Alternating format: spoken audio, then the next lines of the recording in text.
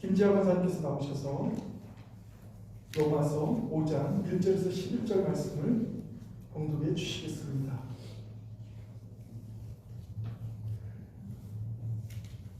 그러므로 우리가 믿음으로 의롭다 하심을 받았으니 우리 주 예수 그리스도로 말미암아 하나님과 화평을 누리자. 또한 그로 말미암아 우리가 믿음으로 서 있는 이 은혜에 들어감을 얻었으며 하나님의 영광을 바라고 즐거워하느니라. 다만 이뿐 아니라 우리가 환난 중에도 즐거워하느니 이는 환난은 인내를, 인내는 연단은 소망을 이루는 줄 압니다. 소망이 우리를 부끄럽게 하지 아니하고 우리에게 주신 성령으로 말미암아 하나님의 사랑이 우리 마음에 부은 바 되니 우리가 아직 연약할 때에 기약대로 그리스도께서 경건하지 않은 자를 위하여 죽으셨도다. 의인을 위하여 죽는 자가 쉽지 않고 선인을 위하여 용감히 죽는 자가 혹 있거니와 우리가 아직 죄인 되었을 때에 그리스도께서 우리를 위하여 죽으심으로 하나님께서 우리에 대한 자기의 사랑을 확증하셨느니라. 그러면 이제 우리가 그의 피로 말미암아 의롭다 하심을 받았으니 더욱 그로 말미암아 진노하심에서 구원을 받을 것이니 곧 우리가 원수 되었을 때에 그의 아들의 죽으심으로 말미암아 하나님과 화목하게 되었은즉 화목하게 된 자로서는 더욱 그의 살아나심으로 말미암아 구원을 받을 것이니라. 그뿐 아니라 이제 우리로 화목하게 하신 우리 주 예수 그리스도로 말미암아 하나님 안에서 또한 즐거워합니다. 아멘. 아멘.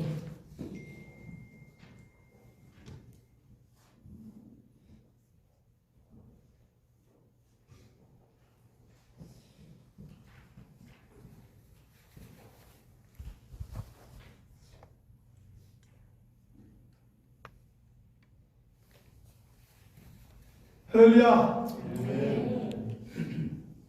부르심에 순종하여 거룩한 주일 하나님 앞에 모여 얘기하는 모든 성도님들에게 하나님의 은혜와 복이 함께 하시기를 간절히 바랍니다. 우리가 사는 이 세상에서 하나님은 우리들을 위해 어떤 계획을 가지고 계시는가를 오늘 로마서 5장 1절에서 11절 말씀을 통하여 은혜를 나누고자 합니다. 우리가 로마서 5장 말씀을 가지고 많은 말씀을 듣게 됩니다. 여기에 여러분이 정말로 어떤 분은 암송까지 하는 귀한 말씀. 다만 이뿐 아니라 우리가 환난 중에도 즐거워하나니 이는 환난은 인내는 연단은 소망을 이루는 줄 아느니로다. 이 말씀을 중심으로 많이 말씀을 여러분은 들었을 것입니다. 근데 오늘은 이 말씀보다 이 말씀 속에 하나님께서 우리를 향해서 어떤 계획을 갖고 계셨었는지, 또 우리를 의롭다, 의인이다 칭해 주셨던 그 결과는 무엇인지, 그것에 대해서 집중적으로 오늘은 말씀을 나누고자 합니다. 오늘날 많은 교회에서 가장 많이 외치고 있는 그리고 강조하는 단어가 무엇일까요? 믿음이 아닌가 생각합니다. 그래서 막 교회에 오면 믿음이 있어야 된다고 그러고, 또 예수 그리스도를 믿어야 된다고 그러고, 또 믿음도 더 큰 믿음을 가져야 된다고 그러고, 그렇게 강조를 합니다. 그렇다면 왜 이렇게 믿음을 강조하는 것일까요?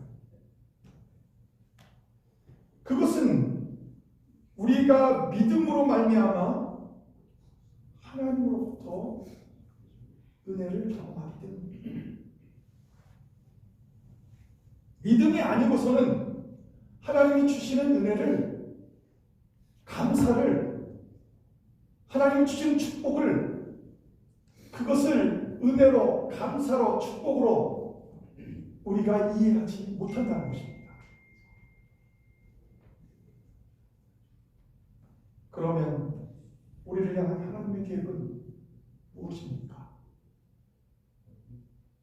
오늘 본문은 칭의, 즉 우리가 죄인 되었을 때 예수 그리스도를 믿음으로 하나님께서 죄인인 우리들을 의인이라고 칭해 주셨다는 것입니다. 우리가 잘나서가 아니라 우리가 열심히 교회에 나오기 때문이 아니고 우리가 열심히 봉사하고 열심히 주님 앞에 헌신하기 때문에 의인이라고 칭해 주신 것이 아니라는 것입니다. 믿음을 가지고 살아. 그래서 오직 의인은 믿음으로 말미암아 살리라. 믿음으로 살아가라고 우리를 부르셨다는 거예요. 그래서 우리를 가르쳐서 의인이라고 칭해 주셨다는 것입니다. 그래서 그 결과 우리들이 얻게 된 것은 우리들을 향한 하나님의 계획, 하나님과 우리와의 사이의 화평과 또 하나님을 바라보는 소망과 하나님과 함께함으로 있는 즐거움, 이런 것에 대해서 하나님은 우리를 향해서 계획을 세워놓으셨다는 것입니다. 하나님께서 우리들을 의인으로 칭해 주심으로 이제 우리는 하나님과 함께 평안을 누릴 수 있습니다. 또 의롭다 하심을 얻게 되고 기쁨을 누리게 되므로 멸망으로 갈 수밖에 없었던 우리들이 이제는 즐거움과 소망의 상태로 변했다는 것을 성경은 말합니다. 먼저 우리들을 향한 그러면 하나님의 계획을 구체적으로 살펴봅시다. 하나님의 계획이 우리들이 믿음으로 의롭다 하심을 얻었다는 것입니다. 믿음. 사도 바울은 오늘 본문을 통해서 믿음으로 말미암아 의롭다 하심을 얻었다, 그렇게 말하고 있는 것입니다. 일찍이 하나님께서는 다윗 왕의 입술을 통해서, 다윗 왕의 고백을 통해서 시편 14편 2절과 3절에 이렇게 말하고 있습니다. 여호와께서 하늘에서 인생을 굽어 살피사 지각이 있어 하나님을 찾는 자가 있는가 보려고 하신즉 다 치우쳐 함께 더러운 자가 되고 선을 행하는 자가 없으니 하나도. 하나님께서 하나님을 찾는 자가 있는가 보려고 살펴보니까 없다라는 것입니다. 다 치우치는데 어디로 치우쳤냐? 더러운 자로, 더러운 악한 마귀 사탄과 함께하는 자들로 남아있고 선을 행하는 자가 없으니 하나도 없도다.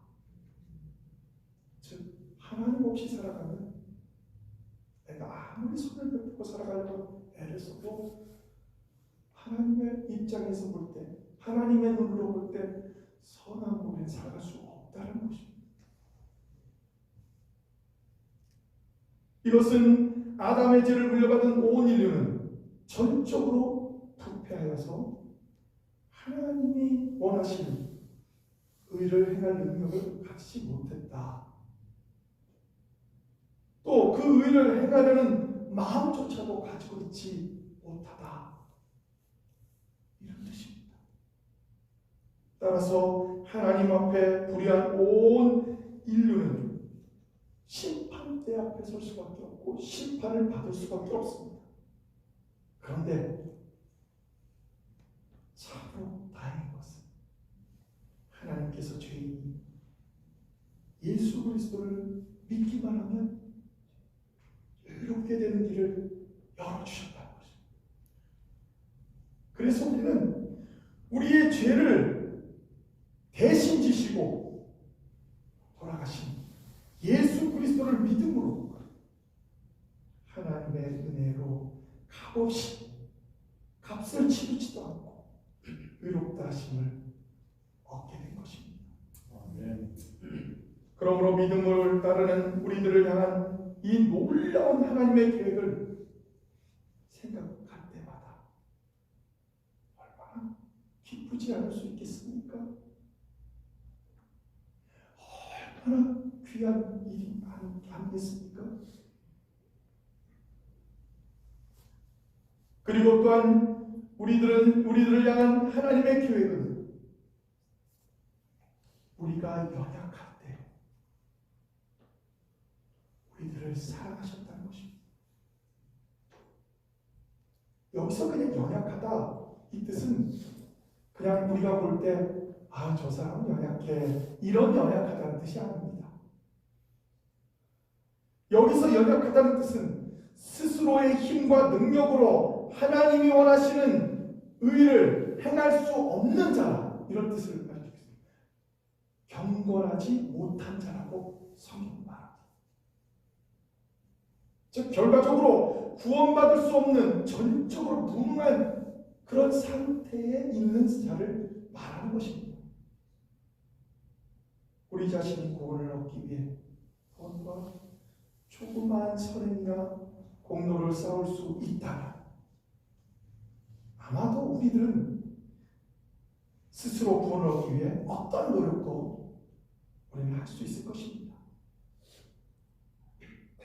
그러나 우리는 구원을 얻기 위해 아무것도 할 수 없는 존재라고 성경은 말합니다.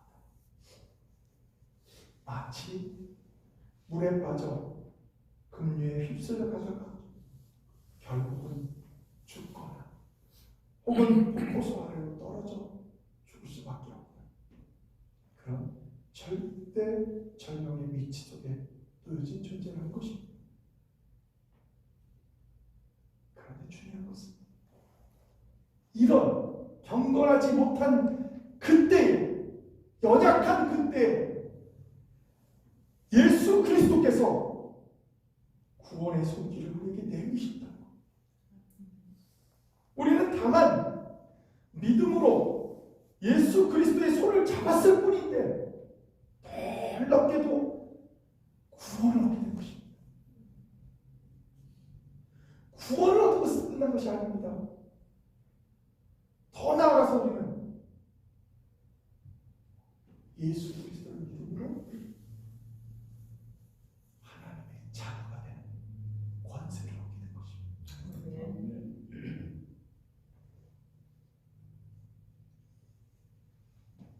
우리를 향한 하나님의 계획은 우리가 죄인 되었을 때도 그때에도 하나님은 우리를 사랑하셨다는 것입니다. 내가 열심히 교회를 다니기 때문에 하나님이 사랑하거나 내가 헌금을 열심히 바쳐서 하나님이 사랑하거나 그래서 어떤 이들은 오해하는 사람들이 있어요. 목사님 11조 드려야 하나님 사랑하십니까? 아니죠. 하나님은 여러분이 예수를 믿기도 전에도 하나님 사랑하셨어요. 요한복음 3장 16절을 보면 하나님 세상은 이처럼 사실은요 하나님이 세상을 사랑하는 것은 예수를 믿었기 때문에 하나님을 믿었기 때문에 사랑한 것이 아니에요. 그냥 우리 인간을 사랑한 거예요. 하나님이 가장 싫어하는 것이 죄인데 죄를 짓고 있는 우리들을 사랑하신다는 걸 얼마나 사랑하시기에 가장 싫어하는 죄를 짓고 있는 우리들을 사랑하신다고 말씀하셨겠습니까? 그러면 왜 우리는 예수를 믿을까요? 구원 때문에 그렇습니다. 하나님의 사랑은 다 하지. 그러나 구원을 받으려면 우리가 믿음을 가져야 된다는 것입니다. 그래야 우리의 죄가 다 사함받기 때문입니다. 예수 그리스도가 우리를 위해 십자가에 달려 돌아가셨다는 그 십자가의 보혈의 피를 믿는 모든 사람의 죄가 다 사함받아서 구원을 얻게 된다는 것입니다.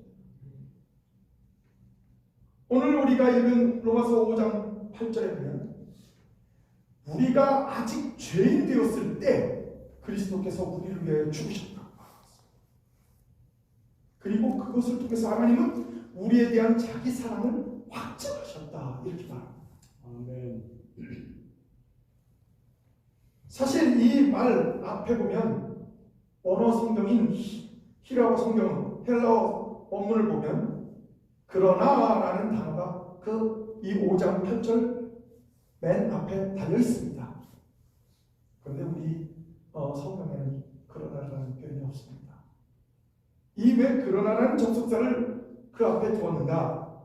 그것은 이 5장 8절 전에 나오는 의인 및 선인에 대조되는 죄인의 상태를 설명하기 위해서, 더 강조하기 위해서 그러나라는 표현을 썼습니다.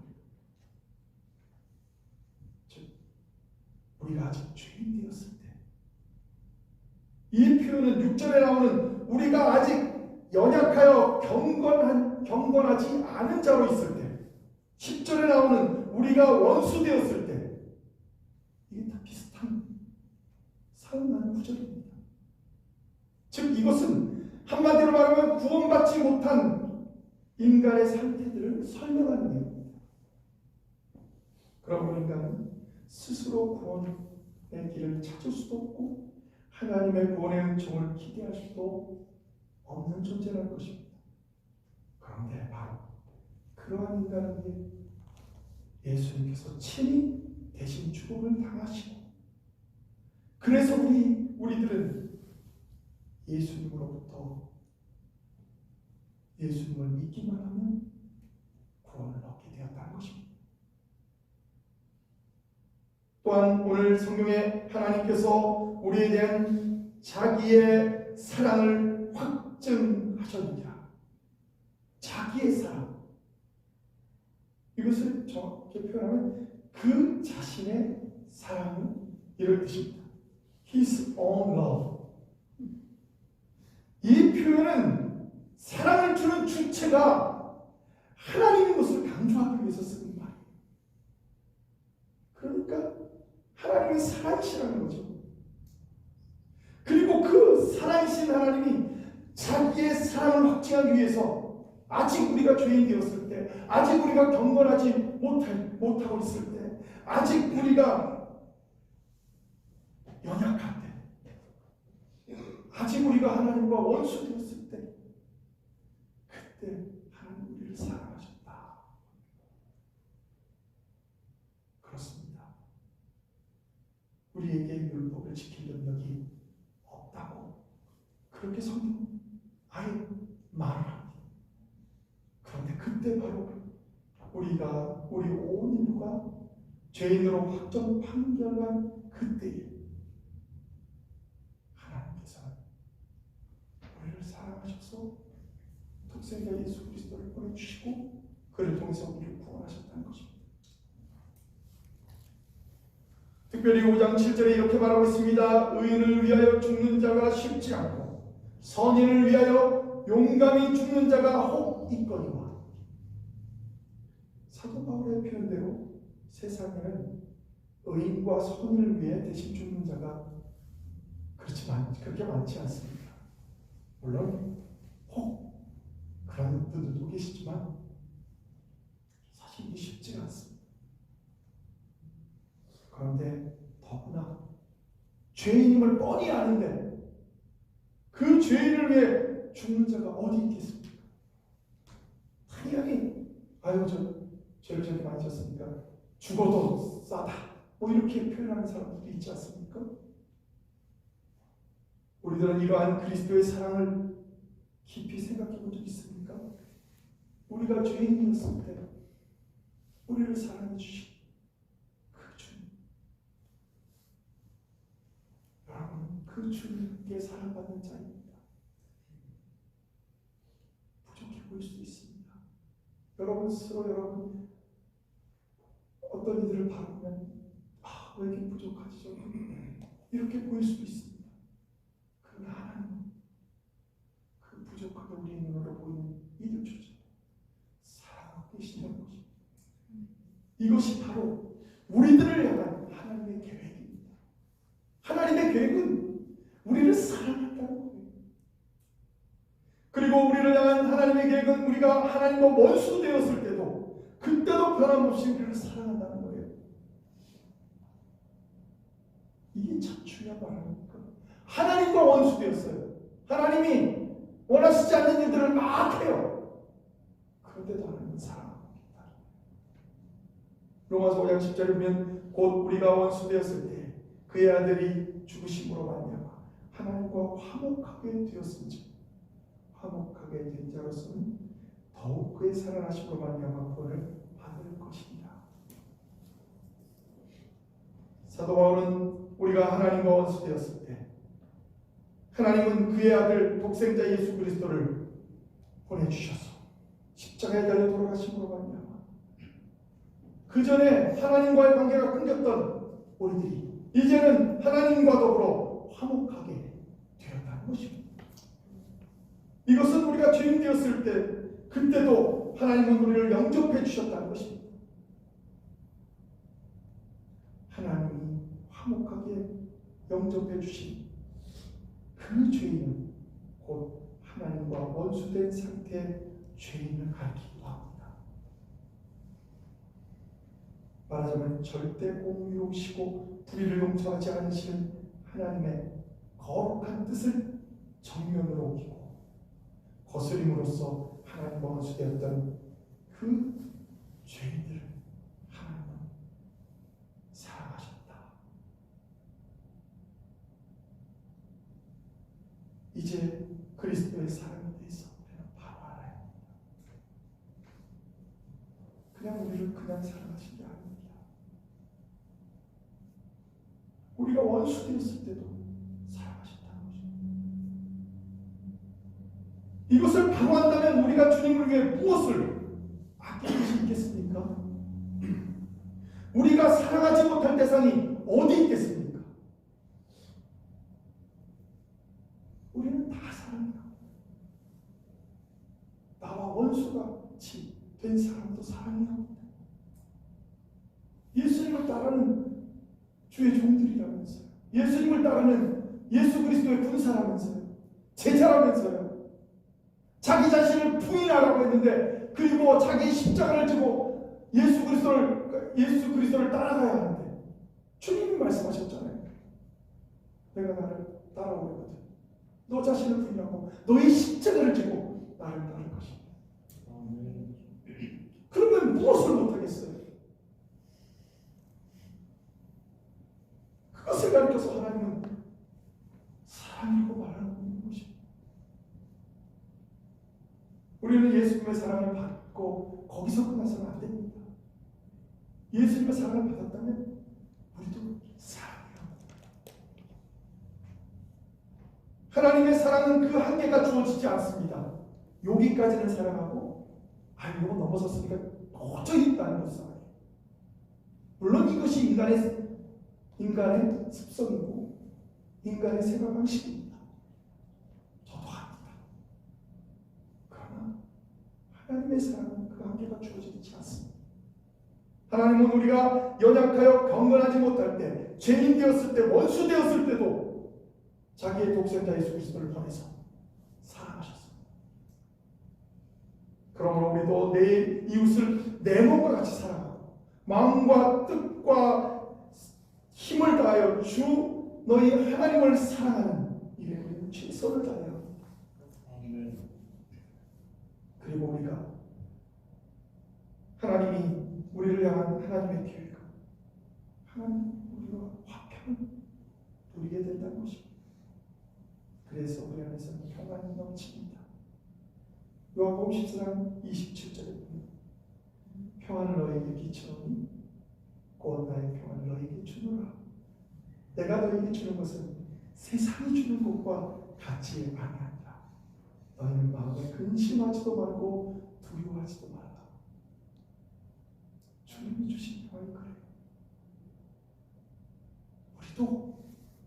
우리도 그렇게 삽시다.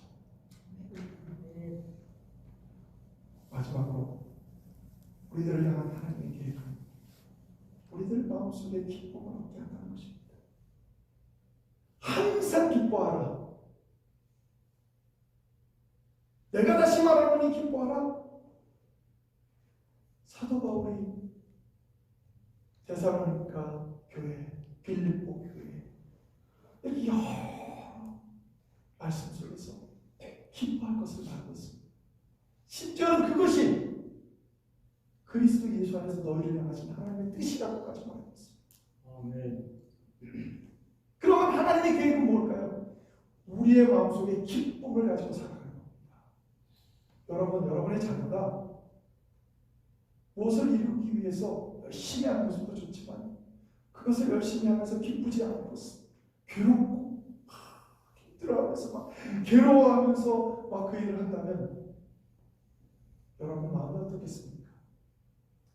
괴로워도 저거를 이뤄내야지. 그래, 힘내. 나는 기뻐 그래서. 이렇게 생각할 수 있을까요? 하나님도 똑같습니다. 하나님도 인격을 가지고 계십니다. 그래서 트리니티, 삼위일체 하나님은 three persons라고 표현합니다. 하나님도 인격을 갖고 계세요. 우리가 즐거워할 때 하나님도 기뻐하십니다. 우리가 무슨 일을 할 때 너무 지치고 힘들면 쉬세요. 좀 열심히 하면서 욕하지 말고 열심히 하면서 왜 아무도 안 도와주냐고 그렇게 외치지 마세요. 때로는 그렇게 함으로 인해서 정말로 다른 사람들이 영향을 저렇게 열심히 예수 믿고 오래도록 믿은 사람들은 열심히 일하면서 욕하는구나. 나도 그걸 따라가야겠다. 이러면 어떻게 되겠습니까? 세 가족들이 너무 힘들면요 주님 앞에서 쉬십시오. 괜찮습니다. 주님이 원하는 건 주님 전에 와서 평안하고 쉼을 얻기를 원하십니다. 수고하고 무거운 짐진자들아 다 내게로 오라. 내가 너희를 쉬게 하리라. 주님께서 말씀하시잖아요. 오라. 오면 쉬게 하겠다. 이게 교회이죠. 교회 오면 정말 기쁨이 있어야죠. 쉬고 그냥 이걸 할 일이 있어 힘들고 저도 사실은 그런 적이 없던 건 아닙니다. 주일마다 오늘 말씀 나눌 때 정말 멋있게 되면서 막 그냥 한번 그냥 모든 사람들이 막 은혜 받고 막 은혜 받았다고 얘기해주고 막 그런 때가 있었습니다. 몰랐습니다. 지금은 하나님께 다 맡기고 그냥 말씀을 전하는 거예요. 여러분들도 그렇게 하세요. 예수님도 제자를 뽑을 때 일 시켜 먹기 위해서 뽑았다고 물론 나중에는 일을 시키셨죠. 그러나 마가복음에 보면 예수님이 제자들을 부르시는데 뭐라고 하냐면 함께 하기 위해서라고 써요. 그냥 함께 있고 싶은 거예요. 일 시켜 먹기 위해서가 아니라 전도 막 이건 그 다음 문제예요. 함께 있다가 기쁨이 생기고 은혜가 생기고 힘이 생기고 능력이 생기면 하나님께서 주시는 예수 그리스도께서 주시는 권능을 얻고 나아가서 복음을 전파하는 것이지.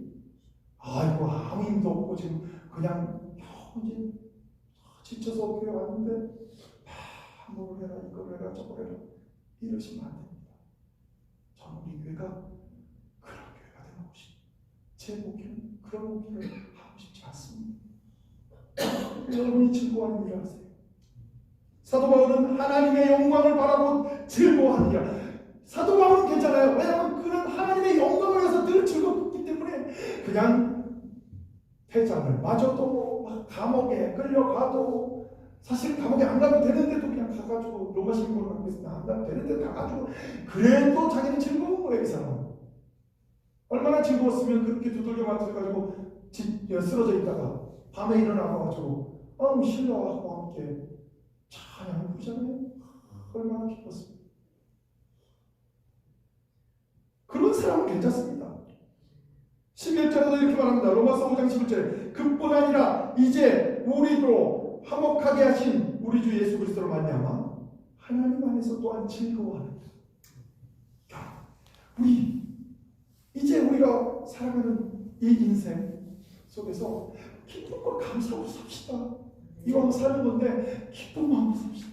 행복하게 삽시다. 그래서 우리 교회 오는 사람들은 다 행복해지기를 원합니다.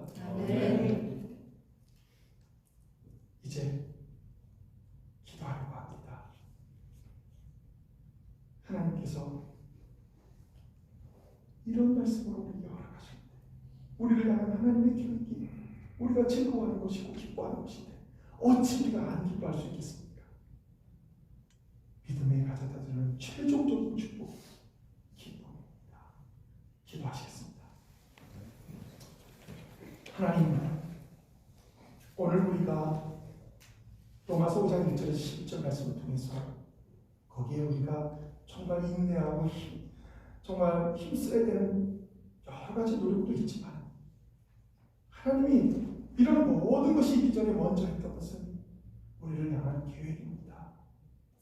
그 계획은 하나님과의 바른 관계를 갖게 되면 그 가운데 우리는 의인으로 취감을 받게 되고 더 나아가서는 기쁨이 우리 가운데 샘솟는 줄 믿사오니 이제 우리의 삶이 앞으로도 교회에 와서 힘을 얻고 또 나아가서도 그 기쁨을 전하는 귀하고 복된 성도들이 되게 하시며 하나님이 원수되었던 우리에게 우리를 사랑하셨듯이 우리도 원수되었던 사람들과 사랑하고 그들을 위해 기도하고 그들을 따라가는 것이 아니라 그들을 위해 기도하고 그들을 사랑하는 그런 귀한 성도들 되게 하여 주시옵소서. 아멘. 예수 그리스도의 이름으로 간절히 기도합니다. 아멘.